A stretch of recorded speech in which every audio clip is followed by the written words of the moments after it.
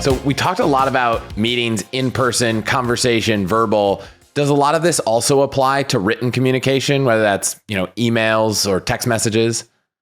Yes. So when we talk about the 4 different aspects of the book, obviously, if we're in person, we can use all 4, right? We can use imagery, the colors we're wearing. We can use vocal, nonverbal, and verbal. In email, we're just limiting the amount of communication modes that we can use to pretty much just verbal and a little bit of imagery.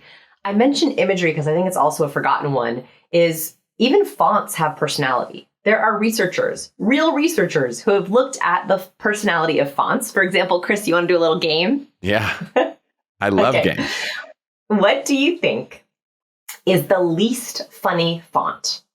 According to the research, least funny font. I'm going to go with Times New Roman. Okay, that was my guess as well. Nope. It is, ironically, Comic Sans. Comic Sans, called Comic least funny font. They found that when people write things in Comic Sans, people do not find it funny, even if the joke is funny. So even our font can come across in our emails, including colors, including images that we might be using in our either graphics or icons. So sometimes in email, we can have imagery too, not as much as in person or on a Zoom background. I'm very purposeful about the props I use behind me in my videos, but you can have some of those in emails. In emails, you have to be cueing people constantly, right? An email is so few, it's only one mode of communication. So you have to be really purposeful with it. You want to make sure, and this is not just about making your emails longer. And the biggest mistake that people make is they try to be charismatic by adding. And I don't think that being verbally charismatic is additive. It's about being purposeful. So it's using words that trigger something. I think a lot of our verbal communication has become sterilized, right? So we send emails that are like, hi, I'm following up the proposal. I'll send it to you next week. Thanks for the meeting. Bye. Right? Super, super sterile. Can you swap out even a couple of words with something that are going to change people's perception? And the way that they tested this, the reason I know that even just a couple of verbal cues matter, this isn't additive, it's just being purposeful, is what the researchers did is they had people come into their lab and they split them up into 2 different groups. The first group got a set of basic directions and they had to complete some tasks like math problems and some basic intelligence tasks. The second group had the exact same quiz, the exact same questions, but in their directions, they swapped out 3 or 4 words with achievement-oriented words.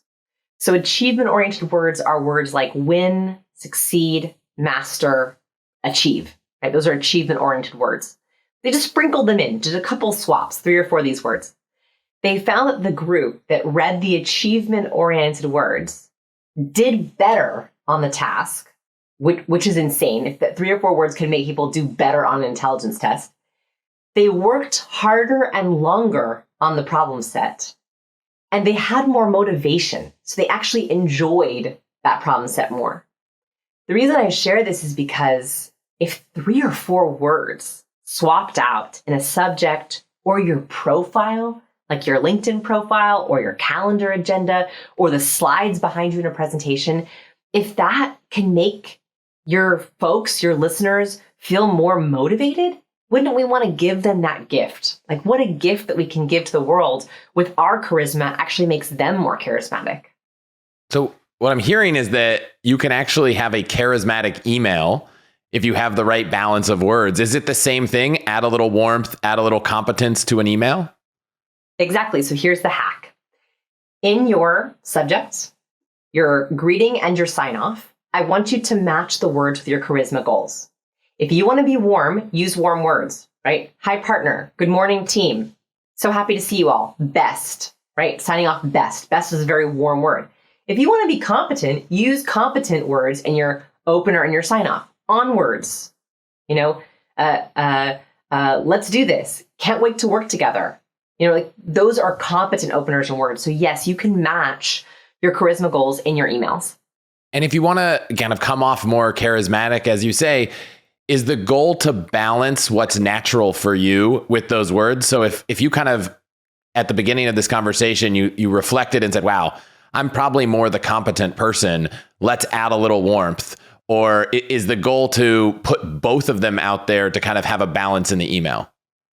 Okay, so this is where we get into the advanced tips. So level 1, balance. So this is all new to you, I want as balanced as possible. So a little bit of warm words, a little bit of competent words. Same thing, a really easy hack that we can use here is like on your LinkedIn profile, look at your headline. Look at the first 2 sentences of your LinkedIn profile. Count the number of warm words versus competent words. Now, this is more art than science, so we'll get a little bit more creative here. But warm words, when I say warm words, I mean warm words kind of make you feel the warm and fuzzies. Words like collaborate, team, best, both, together, happy, great. Those are warm words. They have more warmth in them. Competent words are words like efficient, streamline, chart, data, science, right? Those are all more competent words. So a little art, not necessarily science. Actually, I have a glossary in the book if you want a more specific list. I want you to look at your LinkedIn profile and I want you to count how many warm words, how many competent words you're using. And level 1 goal is to make it a mix. So try to have an equal amount of warm words and competent words. So even when I was writing the book, I tried to have a balance of warm and competent words on the pages that mattered, right? So in the introduction, in the description behind the book, in the description on Amazon, because I know that I want to hit both warm readers and competent readers. So I try to have a balance of both in any and all public-facing things, including like my slides. So I give a lot of keynotes. I have an exact equal balance of warm slides and competent slides. My competent slides are graphs and data and research. And for every single competent slide, I have a warm slide, a personal story, a funny GIF, a joke, right? So those balance out. So I try to hit that balance. Level 2, and this is for my advanced learners, is if you are with a VIP, if you're with a boss or an important client or important customer, and you really want to respect them charismatically, you can dial up into their warmth or their competence. So for example, I have some VIPs in my life that are super high in competence.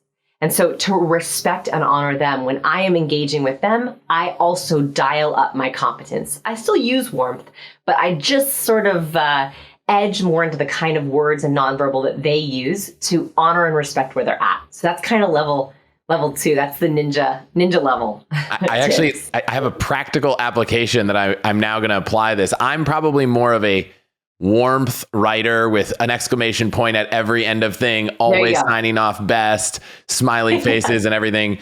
But my takeaway is I'm going to go read like the LinkedIn profile or the bio on the website and try to figure out, okay, is this person that I'm about to email who I don't know? It's really easy if it's your boss. Is you're the boss the person that hugs you when you come in the room, that's super, always talking about life, or are they very, matter of fact, competent? But I imagine I could go read the tweets, the blog post, the LinkedIn profile, identify who this person is.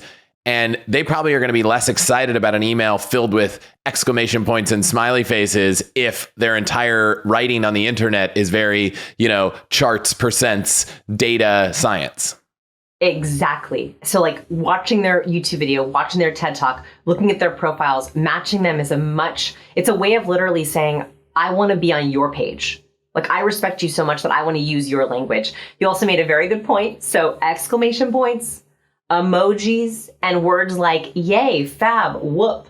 Those are all warm. So they count as one warm point. In fact, every exclamation point I count as one warm point. So if you have 3 exclamation points, that's 3 warm words. And for my data heads, charts, percent, numbers, or data, those count as one competent word. So just consider that when you're doing your little audit on your you can just score an email +1, -1 and see where you end up. Yeah, so I love people to do a little audit where I ask them, and you can do this after this call, is print out your last 5 important emails that you sent out. Whatever 5 important emails you sent out, print them out, yellow for warm, blue for competent, and count them. Yeah. Right? Like how are you coming across? If you have a mostly yellow email, you are coming across as too highly warm. Right? If you have a mostly blue email, you are overwhelming them in competence. And remember, the research shows competence without warmth leaves people feeling suspicious. That is literally what they found, that people who are super smart but don't have enough warmth, they are less likely to believe your competence. So all blue is too much competence. And if you have none at all, so no yellow, no blue, it means you're under signaling. Okay, I'm going to do that after this call.